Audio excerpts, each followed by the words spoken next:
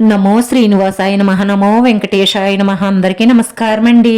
ప్రతిరోజు రాశి ఫలితాలు తెలుసుకోవడానికి ఇంకా మన ఛానల్ సబ్స్క్రైబ్ చేసుకోకపోతే ప్లీజ్ సబ్స్క్రైబ్ చేసుకోండి.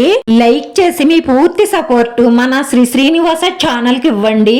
ఈ వారం రాశి ఫలితాలలో గోచార్య రీత్యా వృషభ రాశి వారు ఎటువంటి శుభాశుభ ఫలితాలను పొందుతారో తెలుసుకోవడానికి ఈ మన వీడియోని ఎక్కడా స్కిప్ చేయకుండా చివరి వరకు చూడండి. ముఖ్యమైన పనుల పట్ల దృష్టి పెట్టండి. పట్టుదలగా ముందుకు సాగండి. విజయాలను సాధించండి. మీ ప్రవర్తనను ఇతరులు ఆదర్శంగా తీసుకునేలా బ్రతకండి. వృత్తి కార్యాచరణ ప్రయత్నాలు బలపడతాయి. పెద్దల పట్ల గౌరవంగా ఉండండి. వారి నమ్మకాన్ని నిలబెట్టండి. వచ్చిన అవకాశాలను చెయ్యజార్చుకోకుండా వినియోగించుకోవడంలోనే మీ విజయాలుంటాయి. తొందరపాటు నిర్ణయాలు తీసుకోకండి. సెంటిమెంటుని నివారించండి. కోపావేశాలకు లోను కాకుండా నిదానంగా ఆలోచించండి. మంచి మనసుకు అందరూ ప్రభావితం అవుతారు. మెరుగైన సంబంధాలు బలంగా ఉంటాయి. కుటుంబ సంబంధాలలో ప్రేమను ఇచ్చిపుచ్చుకోవడం చాలా అవసరం. షుగరు ఉన్నవారు ఆహారం పట్ల జాగ్రత్తగా ఉండండి. ఆరోగ్యం పట్ల శ్రద్ధ వహించండి. కుటుంబ సభ్యులతో మనసు విప్పి మాట్లాడండి. మీ బాధనైనా సంతోషాన్నైనా వారితో పంచుకోండి. బాధను పంచుకుంటే తగ్గుతుంది. సంతోషాన్ని పంచుకుంటే రెట్టింపు అవుతుంది. ఎవరైతే డబ్బును జోదంలోనూ బెట్టింగ్ లోనూ పెడుతున్నారో వారు నష్టపోక తప్పదు. జాగ్రత్త. ఇలాంటి వాటికి దూరంగా ఉండాలి అని చెప్పదగిన సూచన. మిమ్మల్ని ఇష్టపడి శ్రద్ధగా చూసుకునే వారి కోసం విలువైన సమయాన్ని గడపండి.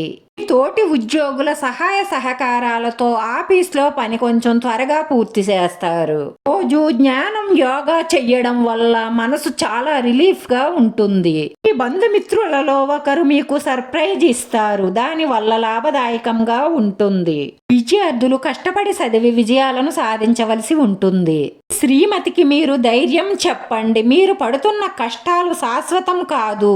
లోనే మంచి రోజులు రాబోతున్నాయి అని. లేదంటే వారి ఆరోగ్యం పాడు చేసుకుంటారు.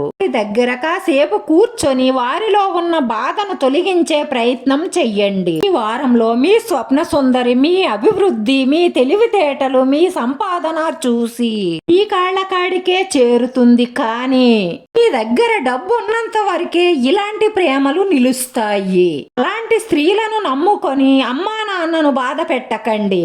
పెళ్ళైన వారైతే మీ జీవిత భాగస్వామి బాధకు కారణం కాకండి. ఎందుకంటే డబ్బు కోసమో మీ పేరు ప్రతిష్టల కోసమో వచ్చే స్త్రీలు ప్రస్తుతానికి మిమ్మల్ని ఎంతగానో ప్రేమిస్తున్నట్లుగా అనిపిస్తుందంతే.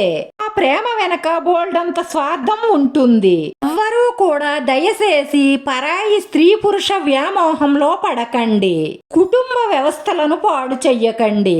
మీ లైఫ్ ను మీరే రిస్క్ లో పడకుండా కాపాడుకోగలుగుతారు.